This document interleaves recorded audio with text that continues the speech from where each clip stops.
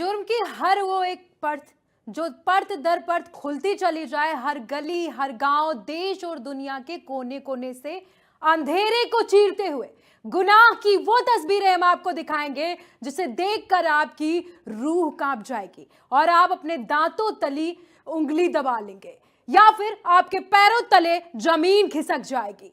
ऐसी सच्ची कहानियों से आपको रूबरू कराएंगे। नमस्कार, मैं हूं आपके साथ सोनम सिंह और आप देखना शुरू कर चुके हैं गुनाह। आज ऐसी कहानियों से आपको रूबरू कराएंगे जिसे आप सुनेंगे तो आपके कानों को यकीन नहीं होगा और ना ही आपको अपनी आंखी देखे पर विश्वास होगा।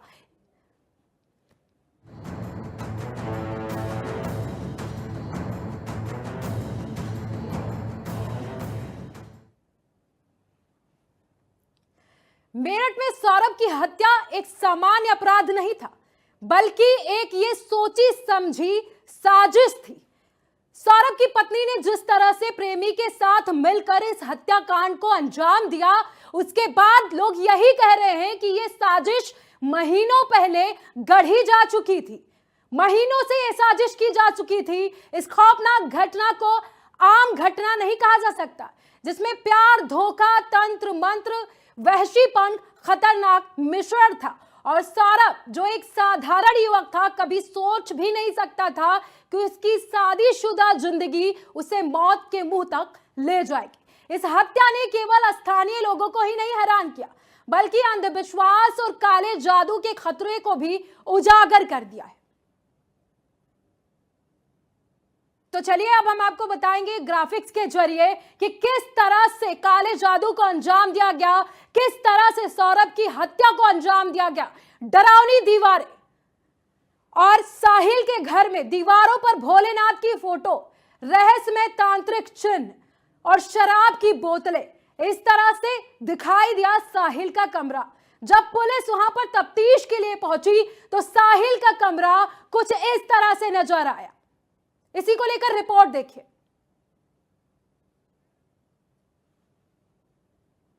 डरावनी दीवारें, साहिल का खतरनाक घर, शराब की बोतलें, दीवारों पर भोलेनाथ की फोटो, रहस्यमय तांत्रिक चिन्ह, हत्यारे साहिल के घर में छिपे कई रहस्य। इस घटना का सबसे भयानक पहलू साहिल का घर, जो तंत्र मंत्र के खतरनाक प्रभावों को दर्शाता है। वहीं जब पुलिस इस घर में दाखिल हुई, उन्हें दीवारों पर रहस्यमय तांत्रिक चिन्ह मिले, जिनमें भगवान भोलेनाथ की फोटो काले और लाल रंग से उकेरे गए थे। साथ ही रहस्यमय चिन्ह और अंग्रेजी में लिखे अजीबोगरीब वाक्य थे। ये सब देखकर ऐसा लग रहा था जैसे ये घर किसी साधारण व्यक्ति का नहीं, बल्कि एक खतरनाक सिद्धि साधक या मानसिक रूप से विक्षिप्त हत्यारे का हो। पुलिस का मानना है कि साहिल केवल हत्या तक सीमित नहीं था, बल्कि वो अंधविश्वास और काले जादू का भी अंधभक्त था। कहानी का आगाज होता है यूपी के मेरठ से, जहां एक मोहल्ले में मौजूद एक घर के बाहर भीड़ जमा थी। हर एक की निगाहें उसी घर की तरफ थी। थोड़ी देर बाद वहां पर पुलिस पहुंचती है। पुलिस के बाद फॉरेंसिक टीम घर में दाखिल होती है। घर के अंदर से और तो कुछ नहीं मिला, लेकिन नीले रंग के प्लास्टिक का एक ड्रम बाहर निकाला जाता है। अमूमन इस तरह का ड्रम लोग घर में पानी जमा करने के लिए खरीदते हैं। इसके बाद ड्रम को एक गाड़ी में डालकर मेरठ के सरकारी अस्पताल के मुर्दा घर लाया जाता है। ड्रम जरूरत से ज्यादा भारी था, न ड्रम खुल पा रहा था और न ही उसे तोड़ा जा सकता था। लिहाजा पुलिस वालों ने तय किया कि इस ड्रम को मशीन से काटा जाए। कुछ देर में ही मशीन और मैकेनिक भी मुर्दा घर बुलाए गए। अब बारी थी ड्रम को काटने की। बड़ी मशक्कत के बाद आखिरकार ड्रम को काटने में कामयाबी मिली।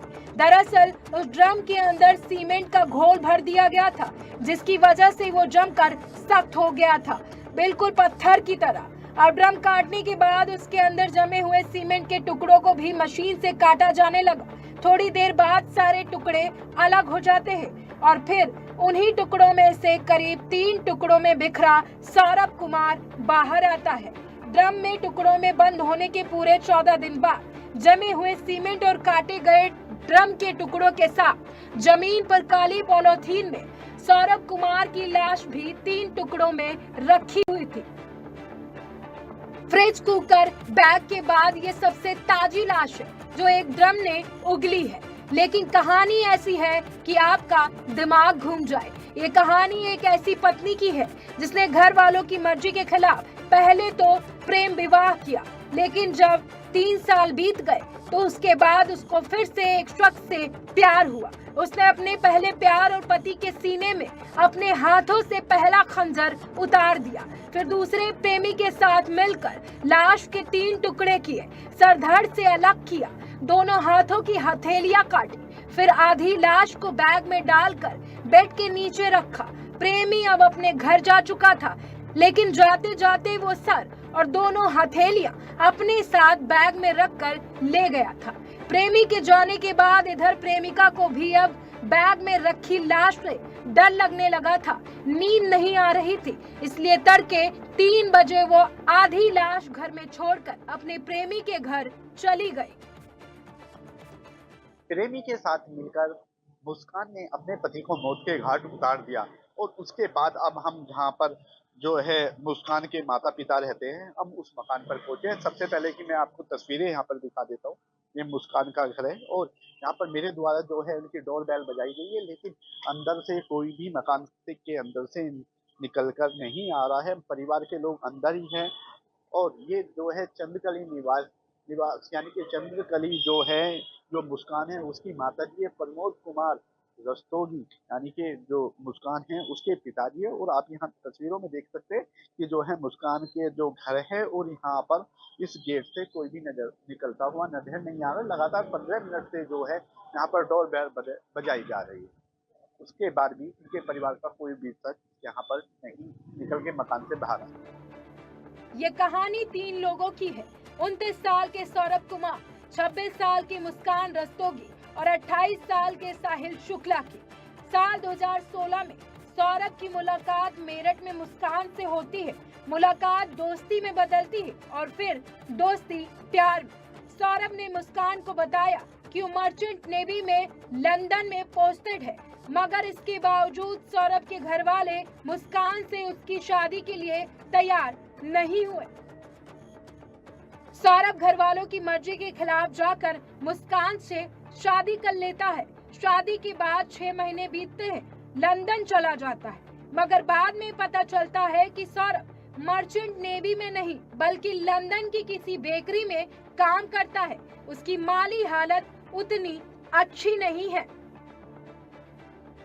कहानी में आया नया ट्विस्ट। इधर सौरभ और मुस्कान को तब एक छोटी बेटी हो चुकी थी। बेटी होने के बाद अब सौरभ के घर वाले उसके करीब आने लगे थे, मगर तभी कहानी में एक और ट्विस्ट आता है।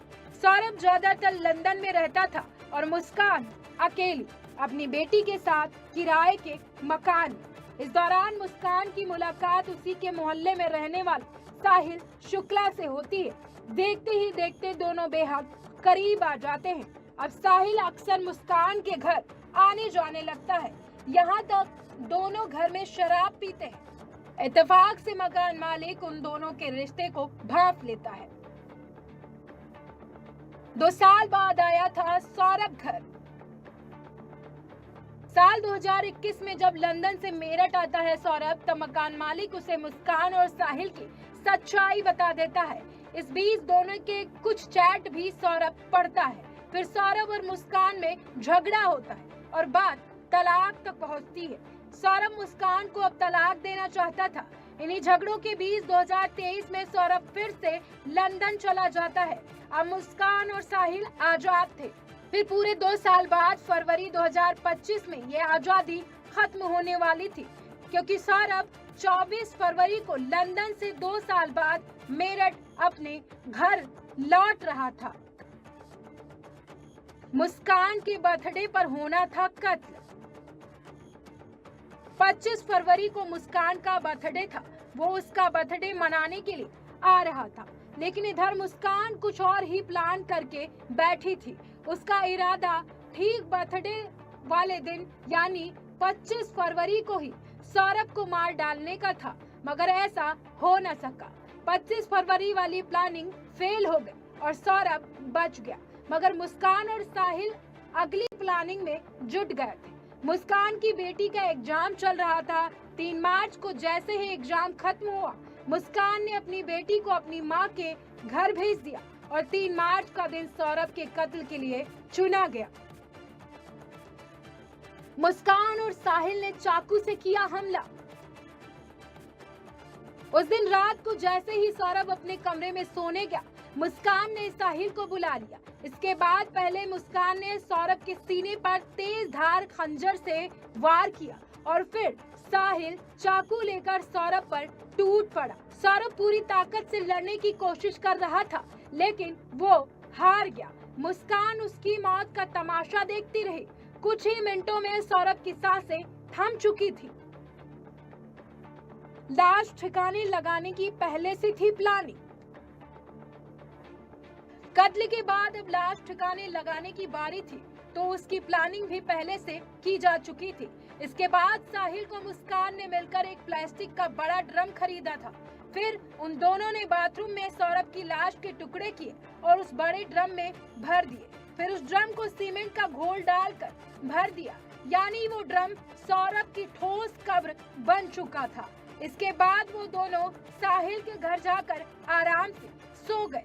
फिर 4 मार्च की सुबह हुई। लाश वाला ड्रम कमरे में रखकर अब मुस्कान साहिल के साथ हिमाचल की वादियों में घूमने जा रही थी। 4 मार्च की शाम को ही दोनों एक कैब बुक करते हैं और शिमला, मनाली और कसौल घूमने के लिए निकल जाते हैं। उस वक्त मुस्कान अपने साथ कुल 84,000 रुपए लेकर निकली थी।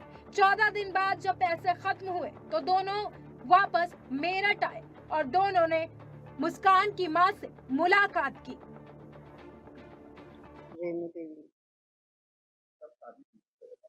2016 में हुई थी, नवंबर में। उसका तो भैया शुरू से व्यवहार नहीं रहा। उसकी तो मानसिक स्थिति ये थी कि मैं इनके साथ नहीं रहूं। जब हम उसके पाबंदी लगाने लग गए कि फालतू मत घूमो या फालतू मत जाओ आओ, तुम्हें कहीं जाना है तो अपने आदमी के साथ जाओ, जहाँ भी घूमना है अकेले नहीं जाना है घर से। ऐसे हमारे कहेंगे ना कि उनको तो सारी चीज मिल गई, मकान मिल गया, गाड़ी मिल गई, सोना चांदी मिल गया, हर चीज मिल गई उनको। तो उन्होंने तो अपनी लाइफ सेट कर ली। अब उससे तो वो अपनी लड़की से इस मारे पल्ला झाड़ रहे हैं कि भाई उसका खर्चा उठाएगा कौन, जब उसने इतनी आदतें गंदी पाल ली है। हर वक्त लड़के चाहिए, हर वक्त ड्रग्स चाहिए, कुछ भी चाहिए उसे, तो वो उसका पालन पोषण करेगा कौन। वो 28 फरवरी को तो वापस आया था लंदन से। नहीं, 24 को, 24 फरवरी की रात को आया था वो। 25 तारीख को उसकी औरत का जन्मदिन था। 26 रात, 27 रात, 28 तारीख को उसकी लड़की का जन्मदिन था। 25 को, 26 को वो हमारे घर आया, 27 को आया, 28 को उसकी लड़की का जन्मदिन था। पहले तो वो हमें कह रहा था कि मम्मी तुम लेने आ जाना, और उसकी औरत को पता चला मुस्कान को, तो वो लेने चली गई लड़कों के साथ। बहुत ही अलग विचित्र करने वाली उसने तस्वीरें लगा रखी है। वहाँ पे बिल्ली पाल रखी है, जो है सांदा नमक रख सकते हैं। क्या लगता है कि तांत्रिक, वो तांत्रिक विद्या करते हैं भाई, क्योंकि उनका जो मुस्कान का नाना है वो भी तांत्रिक विद्या करता है। उसी की सीख के वो लोग कर रहे होंगे, क्योंकि वो लोग मुझे मारना चाहते थे कि ऐसा नहीं सीधे डायरेक्ट नहीं मारा जाएगा, तो कम से कम तांत्रिक विद्या से मार देंगे तो इस चीज का किसी चीज में भी खुलासा नहीं होने का। कभी कुछ सिंदूर गिरा देगी, कभी ऑरेंज कलर का कुछ लिख रही है, कभी कुछ लिख रही है, तो फिर यूं कहेगी अब मेरे को तो भूत आ रहे हैं उठाने, मैं अकेली नहीं सोऊंगी, यूं नहीं करूंगी। तो मैं कहा तू मेरे पास सो जा। हम तो चाहते हैं भैया उसके परिवार वालों को 5 सातों को फांसी की सजा हो। अंधविश्वासी था आरोपी साहिल शुक्ला। फिलहाल पुलिस की पूछताछ में ये बात सामने आई है। आरोपी साहिल शुक्ला अंधविश्वासी था। उसकी मां नहीं थी, मगर उसने अपनी मां के नाम पर स्नैपचैट पर एक अकाउंट खोल रखा था। उसे लगता था कि उसकी मुर्दा मां उससे बात करती है। ये बात मुस्कान को भी पता थी। मुस्कान ने अपने भाई के मोबाइल नंबर पर एक अकाउंट खोल रखा था। उसी नंबर के जरिए वो साहिल को उसकी मां बनकर मैसेज करती थी कि मुस्कान अच्छी लड़की है, तू उसके साथ खुश रहेगा। इस वजह से साहिल मुस्कान से और ज्यादा प्यार करने लगा था। शायद मां वाली बात और अंधविश्वास का ही असर था कि वो मुस्कान से शादी करना चाहता था और इसके लिए वो सौरभ को रास्ते से हटाना चाहता था। तो चलिए गुनाह की एक और तस्वीर हम आपको हाथरस से दिखाते हैं, जहां पर अय्याश प्रोफेसर ने बच्चियों को अपना निशाना बनाया, जिनके माँ बाप ने उनको इस भरोसे के साथ भेजा था कि वो ज्ञान के इस मंदिर में सुरक्षित रहेंगी, लेकिन वो इस हैवान के रहते बिल्कुल भी सुरक्षित नहीं थी। अब हम आपको ग्राफिक्स के जरिए बताएंगे कि किस तरह से हाथरस के इस हैवान ने उन बच्चियों के साथ लो क्लास के डर से ना बोलने का फायदा उठाया और ब्लैकमेल किया। तो चलिए आपको ग्राफिक्स के जरिए बताते हैं कि किस तरह से इन बच्चियों का उस हैवान ने फायदा उठाया। पुलिस की पूछताछ में सामने आया है कि प्रोफेसर जो है वो पॉर्न वीडियो बना करके सोशल मीडिया अकाउंट पर डाला करता था और तकरीबन 20 सालों में 30 लड़कियों के उसने वीडियो बनाए हैं। साथ ही कॉलेज प्रबंधन की एक संविदा कर्मचारी के साथ भी उसने यौन संबंध बनाए हैं। खैर, किसी भी गुनाह का अंजाम खौफनाक ही होता है और उसका अंत तो होना तय ही होता है। आज की इस कड़ी में आज के लिए इतना ही। देखते रहिए इंडिया न्यूज उत्तर प्रदेश उत्तराखंड।